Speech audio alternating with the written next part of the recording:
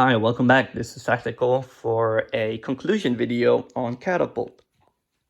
The guys and I decided to end it on turn 18, just after the Soviet turn, because Germany managed to do a airborne assault starting in Bavaria, and they just took Moscow, which killed the Soviet economy, which was pretty rough. But yeah, it was a good game. Everyone played well, but the IPP disparity was just too crazy for anything to happen. I was able on the east to kill Calcutta super early, and there was no chance they would come back because Suez fell the very same turn or the one after. So the only thing that where I the only front line that I had really was in China. So it was pretty overwhelming for the Allies. At one point, I was just buying a fleet to buy a fleet. My goal was not even to kill it or to drop the West Coast, but to just make the US spend as much as possible, which kind of worked. But yeah, I could have went for the US to deny the 12 IPCs, but I was like, is it worth it? I felt like if I landed, it was pretty useless. You would have taken it back like almost right away. So I didn't do it, but it could have been done. I was also wondering maybe should I take Hawaii, but I was like, but if I do, my heavy battleship cannot like reach here, so I just decided to stack midway. But yeah, also one thing I could have done, decided to not do it, is to send a second fleet because I had so much money that I could build a incredible fleet that could basically sink that one. Just go here all the way through. But the moment I decided maybe I could do that, it was probably too late already. And the US were spending a lot of money here, so I had to spend it there. So yeah, those were things that I had in mind. Also, what was I thinking about? Oh, my goal at the start was to maybe to do Sydney and Calcutta. There was like a small window when I was able to do both.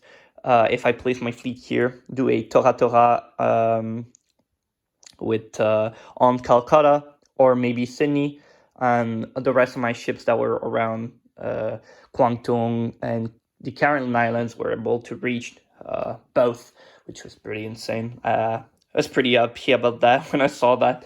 But didn't work out. Major Foe and Davik, I think they saw it when they started land leasing like crazy. So, yep, that didn't happen. I also had a fun deal with Nathan. We decided to have a non-aggression pack and to try to kill KMT first. At the start, I was pretty strong. Nathan was pretty strong in China, and I felt like I needed him on my side. But I think in the end, it came to hunt him more than it did. It helped me more than it helped him, because I was able to basically go into Calcutta without risking CCP taking everything here. So it ended well. Over to here, there was also the idea of maybe just sending a big fleet to kill Calcutta and take those IPCs away, but I decided not to. I felt like it didn't matter until what mattered was basically hold Egypt, and I think it worked out in the end. They laid the Allies for like 5 or 6 turns. Pretty much the entire Allied game was here trying to take back Suez, Rome, and they got a bit bogged down over there. Bad dices on Major Foe's part was, I don't even want to talk about it. It's crazy how many dices Major Foe rolled and they didn't hit. I think his medium bomber that was every round hitting a sub on A44 missed like almost every time except once. He rolled like 7 dices on a 7 or less and got 1, which is insane. Major Phil had a tough game. Like we said, Calcutta fell really quick, and there was like 10 subs in the Atlantic, so he had no money to do almost anything. He played well in France. We almost lost the Battle of France because we were really trying to do a no blitzkrieg there to keep it again to use it against the Soviets. And Major Foe played super well because he was raiding Normandy every round, and basically it saved the Soviets from a really strong blitzkrieg. So well played on him on that end. But yeah, Major Foe was doing the right moves, but the dices were just saying no every time. Same goes for here in Sydney. He had like 10 infantry and on artillery. He decided to attack 4 of my infantry and got completely wiped out.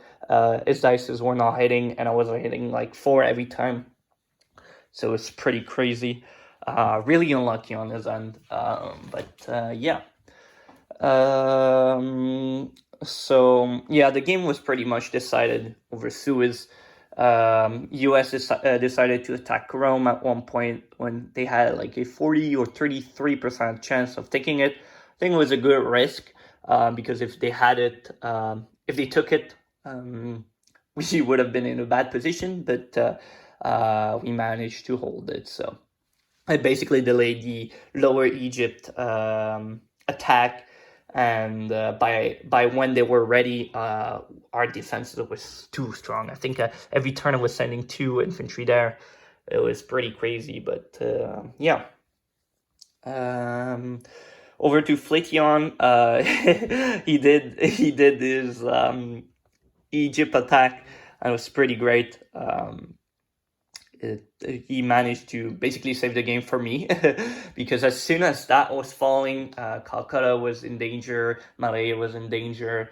The Kempty was pretty strong, like infantry wise, and the CCP too, but they didn't have a lot of artillery, so it's just playing really defensive. But it worked out, so we're fine. Over to the Soviet front, Nathan was at one point comebacking really hard on the Germans. The Germans had basically all the allies on their side, all the allies IPC on their side.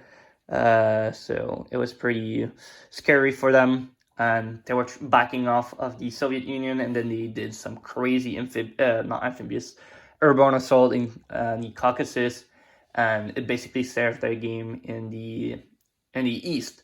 They did the same again on Leningrad when the Soviets took it back, and then once again they took Moscow with an airborne assault. The game was pretty much carried with airborne assault on Germany's end. We're not buying a lot of mediums. They were just buying airbornes every turn, getting 1 Lend-Lease by the Italians, and pretty much saved the game. So this was a good game for everyone, just pretty unlucky on the Allies side. Over to the points, those 6 were like unlosable, and because of Moscow fouling on turn 18, they probably would have fallen again. Stalingrad was on German reach, so Lebensraum was almost uncontested. Spain, the Soviets did a suicide attack to see if they could get it, and it didn't work, so almost all the points, all Germany would probably have gotten all their points. So it was a good call to end it there. I think there was almost no way the Allies would come back, but yeah, it was a good game. Let's look at the IPCs. Like you can see, I was like at 90 with the bonuses almost every turn, and Germany was pretty close to me with 80 or something like that. And like you can see, the Soviets were on the back foot. So the IPC values were just saying that there was probably no comeback possible here. But yeah, also my tech was pretty awful, so it kind of helped the Americans in a way. But In the end, I had so much money that it didn't change anything. But yeah. So thanks you guys for those. Thank you guys for playing with me, and thanks to those who were watching. I think it was a fun game. At the end, it was pretty like stale, but still a fun game. So I'll gladly play with any one of those guys again. But yeah, bye bye.